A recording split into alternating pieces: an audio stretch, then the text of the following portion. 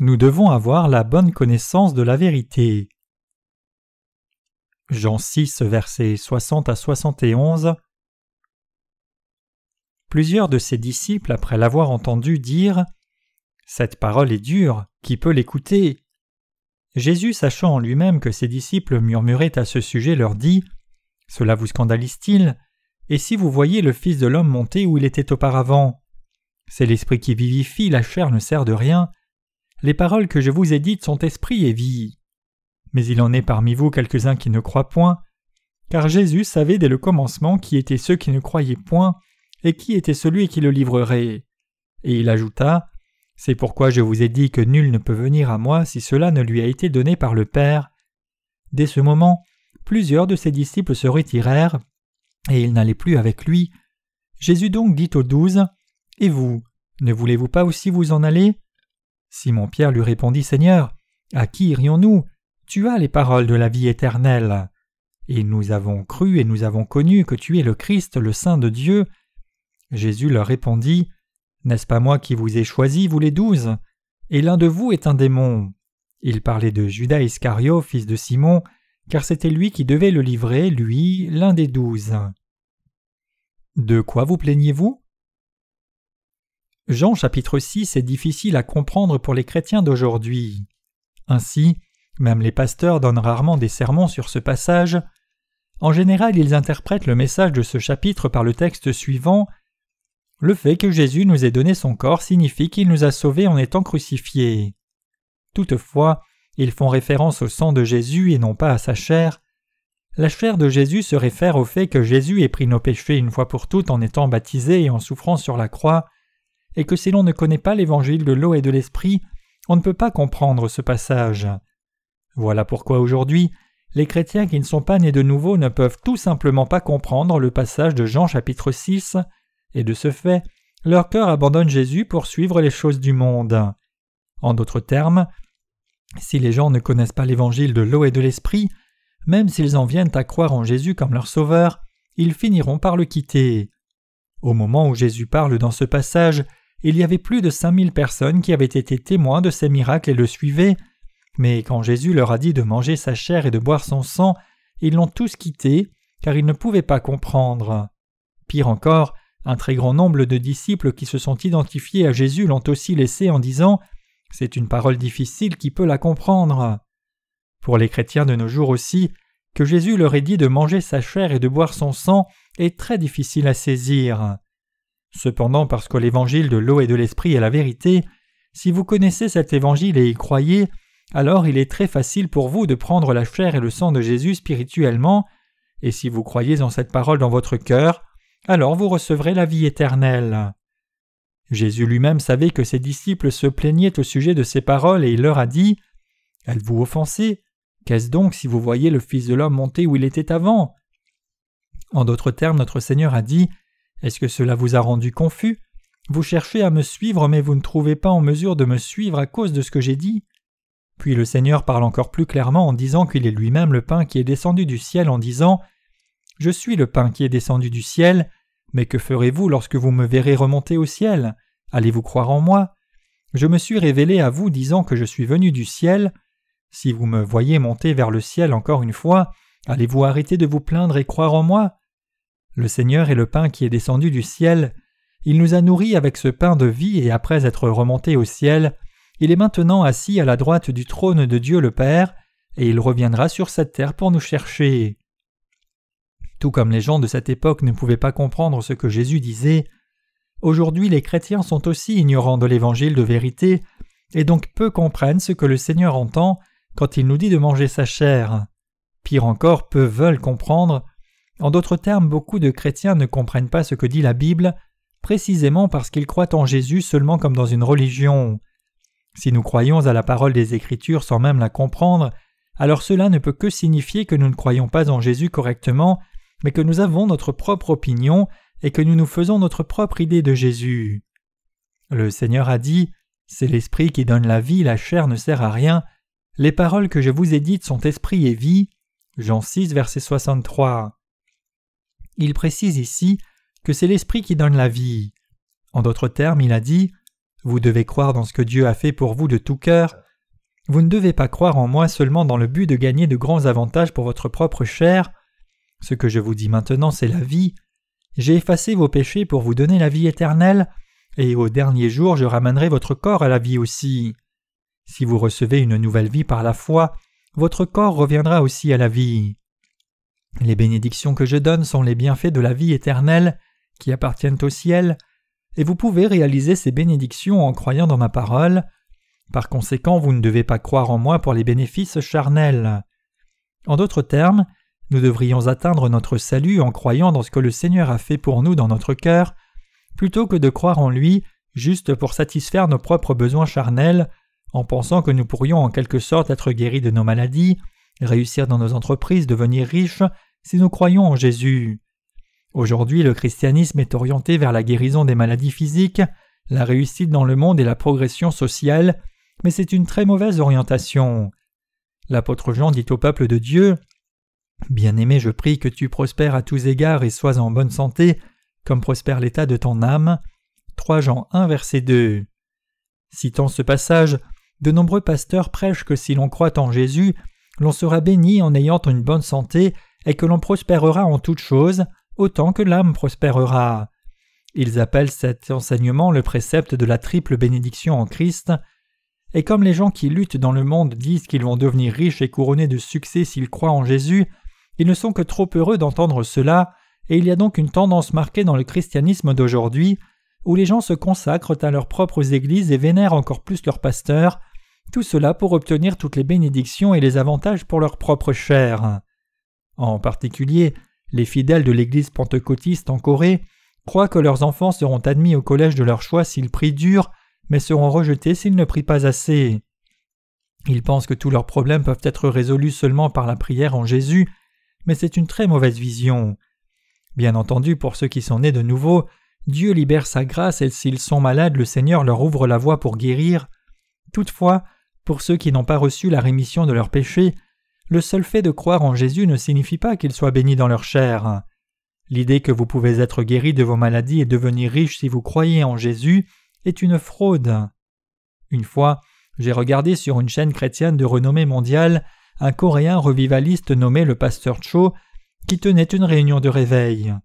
Citant le passage de 3 Jean 1 verset 2, il a dit de la chair « Mettez vos mains sur l'endroit où vous avez mal, Dieu va vous guérir des maladies physiques immédiatement. » Ainsi, parmi les personnes réunies, il les a priées de mettre la main sur différentes parties de leur corps, puis parmi la foule, certains d'entre eux ont commencé à rendre témoignage qu'ils ont été guéris de leur maladie. La vague de joie a balayé l'ensemble de la congrégation.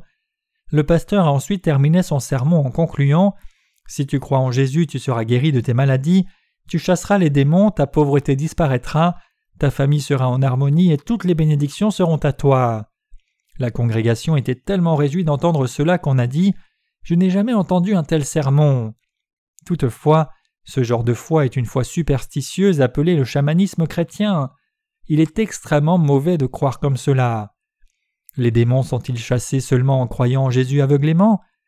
Ceux qui ne sont pas nés de nouveau disent que parfois ils ont chassé les démons en croyant en Jésus, mais ce n'est en fait rien de plus qu'un spectacle où l'on prétend que des démons sont partis. Si vous croyez en Jésus, votre chair prospère-t-elle sans condition? Si vous avez réellement cru en Jésus et le suivez, il y a tant de souffrances que vous devez supporter à cause de votre foi. Alors comment peut-on dire que la chair va prospérer? Jésus a dit « C'est l'esprit qui donne la vie, la chair ne sert à rien. » Notre Seigneur veut nous donner une nouvelle vie en sauvant nos âmes du péché, pas apporter la prospérité à notre chair. Il est venu sur cette terre pour effacer nos péchés, nous donner une vie nouvelle, faire de nous les enfants de Dieu et nous conférer la bénédiction éternelle du monde à venir. Nous devons saisir cette évidence. Le message de base de 3 Jean 1 verset 2, c'est que par-dessus tout notre âme doit prospérer. Telle est la clé. Mais alors que signifie la prospérité de l'âme? Tout d'abord, pour que nos âmes prospèrent, nous devons croire dans ce que le Seigneur a fait pour nous dans nos cœurs, et par conséquent recevoir la rémission de nos péchés, atteindre la vie éternelle et devenir enfants de Dieu. C'est ensuite que l'on peut voir comment le Seigneur nous aide et nous bénit dans notre vie quotidienne. C'est ce que signifie le passage ci-dessus.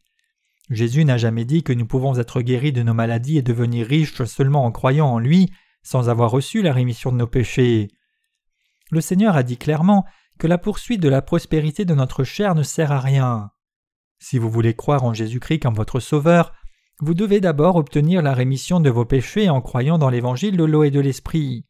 Et une fois que vous recevez la rémission de vos péchés, il est opportun pour vous de mener à bien l'œuvre de Dieu.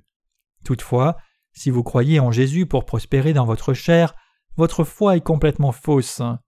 Tout pasteur qui enseigne comme cela a tout à fait tort. Comme de nombreux chrétiens sont trompés par de faux pasteurs, ils vendent leur maison et offrent l'argent à leurs églises, pensant que s'ils font don d'une maison, ils obtiendront 2 maisons.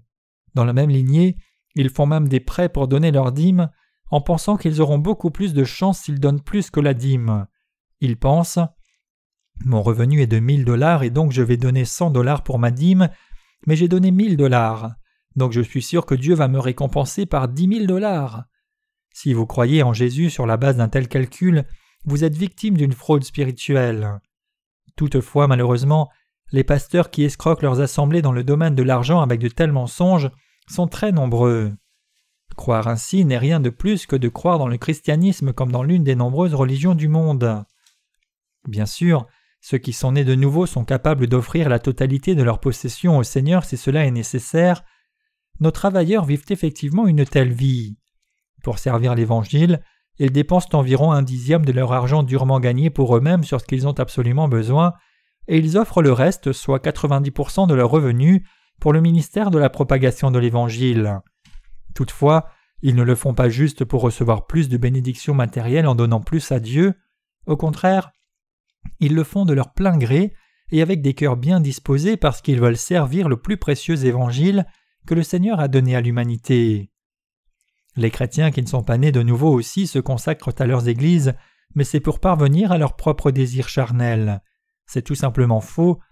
Par exemple, beaucoup d'entre eux pensent que s'ils mènent leur vie de foi et deviennent des anciens, Dieu en quelque sorte les bénira. Mais tout cela n'est rien d'autre qu'un mensonge.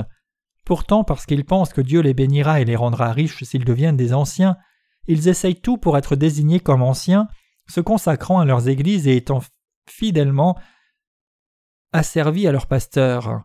Ils le font précisément parce qu'ils ont été trompés par les faux enseignements de leurs pasteurs. Donc quand vous visitez une prison, vous serez surpris de voir que bon nombre de détenus ont été effectivement pasteurs, anciens ou dans les églises du monde. Quelle est l'explication à cette situation ? Comme ils ont essayé de servir leurs églises au-delà de leurs moyens, ils ne pouvaient pas s'empêcher de recourir à l'escroquerie. Les pasteurs qui ne sont pas vraiment nés de nouveau exaltent ceux qui sont puissants et riches dans ce monde à des postes élevés dans leurs églises. Lorsque ces personnes fréquentent leurs églises, ils les nomment anciens dans un court laps de temps. Ce faisant, ils trompent le reste de l'assemblée en pensant « L'homme d'affaires prospère tant maintenant qu'il est devenu un ancien, je dois devenir un ancien aussi. » Cependant, il faut garder aussi à l'esprit le fait qu'il y ait beaucoup de chrétiens qui, menacés par un tel piège de la tromperie, finissent dans un état de faillite ou même en prison, bien qu'ils aient été anciens. Notre Seigneur a dit « La chair ne sert à rien ». Cette parole est la vérité. La chair ne sert à rien. Si Dieu apporte la prospérité à certains aspects de votre vie, après que vous soyez né de nouveau, c'est parce que cela est lié au travail spirituel du Seigneur. Pensez-vous que même si vous priez selon vos désirs charnels pour quelque chose qui n'a rien à voir avec le travail du Seigneur, il répondra à de telles prières ? Non, ce n'est pas le cas. Tous ceux qui pensent ainsi et le prêchent le font de manière complètement absurde. Le Seigneur est le pain qui est descendu du ciel. Il est le Fils unique de Dieu le Père. Il est Dieu lui-même qui au commencement a créé le monde, donc il sait tout. Pensez-vous que notre Seigneur ne savait pas que Judas l'aurait trahi ? Bien sûr qu'il le savait. Comme Jean 6, verset 64 dit « Mais certains d'entre vous ne croient pas, car Jésus savait dès le début qui étaient ceux qui le trahiraient. Jésus avait 12 disciples, mais l'un d'entre eux ne croyait pas en lui. » Comme sauveur. Notre Seigneur savait que Judas allait le trahir. Il savait très bien qu'il serait crucifié et supporterait toute la condamnation du péché, et que Judas devait le trahir. En pensant à Judas, le Seigneur a dit « Par conséquent, je vous ai dit que nul ne peut venir à moi si cela ne lui a été donné par mon Père. » Jean 6, verset 65. Cela signifie que personne ne peut croire correctement en Jésus si ce n'est le Père qui l'amène. En d'autres termes, n'importe qui n'est pas autorisé à reconnaître et à croire en Jésus qui est venu par l'eau et l'Esprit. Le Seigneur a dit « Heureux les pauvres en esprit, car le royaume des cieux est à eux » Matthieu 5, verset 3. Si quelqu'un veut croire en Jésus, il faut d'abord qu'il admette que lui-même est un pécheur impuissant. En d'autres termes, il doit avouer qu'il ne peut pas éviter de pécher et d'être jeté en enfer, et il doit démontrer son impuissance en demandant la miséricorde de Dieu. C'est seulement lorsqu'un tel cœur humble est présenté à Dieu le Père qu'il a compassion de lui et qu'il lui répond en disant « Je vais te sauver par mon Fils ». Ce sont ces personnes que Dieu le Père conduit à son Fils, et ce sont ces personnes à qui Jésus donne sa chair et son sang, en leur permettant de recevoir la rémission des péchés et la vie éternelle. Ils sont ensuite remis de tous leurs péchés et ont la vie éternelle en croyant en Jésus de tout leur cœur. Personne ne croit en Jésus comme son sauveur seulement parce qu'il veut le croire. Judas a toujours appelé Jésus « Rabbi » et pas « Seigneur ». Cela signifie qu'il n'a pas cru en Jésus comme son sauveur qui est descendu du ciel. Le titre « Rabbi » qui désigne les enseignants semble bon dans le domaine séculier, mais dans le domaine de ceux qui sont nés de nouveau, ce n'est pas un bon titre. Dans l'Église de Dieu, d'autres titres tels que Monsieur ou Mademoiselle ne sont pas des titres, bien qu'honorables. Si les serviteurs de Dieu vous appellent Monsieur, alors c'est la preuve du fait qu'ils vous considèrent comme quelqu'un qui n'a pas été sauvé. Selon Jésus, Judas était un rejeton du monde et du diable. Dieu ne peut pas conférer sa miséricorde à ces personnes. Dieu le Père ne conduit pas ces personnes à son Fils Jésus. Certains de nos frères et sœurs disent « J'ai reconnu et cru en Jésus qui est venu par l'eau et l'Esprit. Quand j'ai entendu le message, j'ai été très heureux de l'entendre et je ne pouvais pas m'empêcher de croire, mais mes amis ne croient pas. Je ne comprends pas pourquoi ils ne veulent pas croire quand tout ce qu'ils ont à faire c'est juste croire. » Lorsque nous voyons des gens qui ne croient pas dans ce merveilleux évangile, nous ne pouvons pas les comprendre. Nous pensons donc « Pourquoi ne pas croire alors que c'est tout ce qu'ils ont à faire? Ils sont si stupides. » Toutefois, lorsque Dieu le voit, ils sont mauvais, et donc il ne peut pas avoir pitié d'eux. En d'autres termes, il leur convient de vivre comme cela et de finir en enfer. Dieu étend ses mains et donne la bénédiction de la rémission des péchés à quiconque vient dans sa présence et lui demande sa miséricorde, et non pas à toute personne qui s'oppose à Dieu sans vergogne même en sa présence. Ces gens pensent « Pourquoi Dieu a-t-il fait que je souffre autant? Pourquoi Dieu a-t-il permis que je naisse dans une famille si pauvre? Si Dieu existe, comment peut-il avoir fait cela pour moi? Est-ce qu'il y a un Dieu? » Ceux dont les cœurs voient Dieu de cette façon se lamentent sur eux-mêmes, et dont les cœurs sont endurcis et qui sont satisfaits par les choses du monde et non par les choses de Dieu, tous ces gens-là sont rejetés par Dieu. En d'autres termes, le Père ne conduit pas de telles personnes vers le Seigneur. C'est pourquoi il est absolument indispensable pour tous d'être humbles devant Dieu. Même si la méchanceté de la chair est là, il faut se réveiller, admettre en toute honnêteté « Je suis une personne sans valeur » et demander à Dieu son aide. Ce n'est que ces personnes que Dieu le Père conduit à Jésus pour être sauvés. En d'autres termes, ce sont ces gens à qui Jésus enseigne sa parole, ce qui leur permet de reconnaître leurs péchés ainsi que de recevoir la rémission de leurs péchés par l'évangile de l'eau et de l'esprit, et de ce fait devenir les enfants de Dieu. Aujourd'hui, même s'il y a d'innombrables chrétiens sur cette terre qui professent croire en Jésus, ils ne croient pas en l'évangile de l'eau et de l'esprit. Qu'est-ce qui explique cela? La réponse à cette question troublante se trouve dans l'Écriture. Le Seigneur a dit « Nul ne peut venir à moi si cela ne lui a été accordé par mon Père. » Nul ne peut atteindre son véritable salut à moins que Dieu le Père ne l'amène même s'il est votre ami ou membre de votre famille. C'est précisément la raison pour laquelle nous devons prier Dieu pour nos bien-aimés et lui demander « Père, s'il te plaît, conduis ma famille, s'il te plaît. » D'un autre côté aussi, ils doivent incliner leur cœur et demander à Dieu son aide en lui disant « Dieu, sauve-moi s'il te plaît, car je suis une mauvaise personne. » Sinon, ils ne peuvent pas croire en Jésus, peu importe combien de fois ils nous entendent expliquer comment il est venu par l'eau et l'esprit.